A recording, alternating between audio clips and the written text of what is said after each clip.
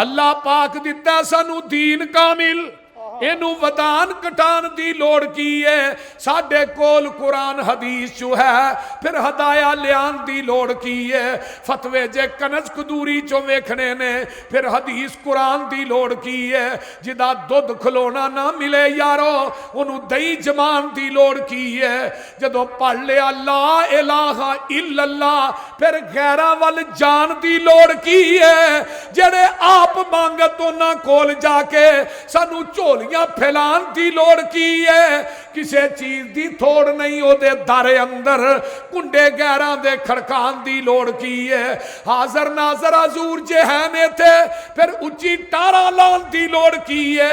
नबी पाक दे कोल बोल उच्ची, सारे अमल गवान की लोड़ की है। हाजर नाजर हजूर जे है न शेखूपुरे अंदर पीर होर फड़न फड़ान की लोड़ की है।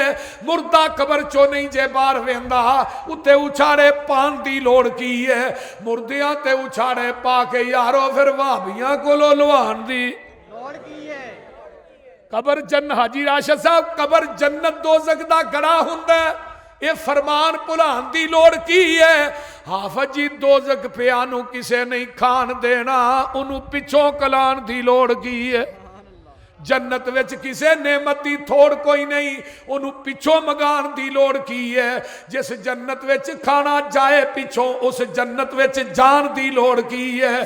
सोना लिबास सलवार कमीज साडा एवें पेंटा बुशटा पाण दी अमल पहलियां ते हो जे ते बड़ी गल है। पसरूरी एवें नवे मसले बनाण दी।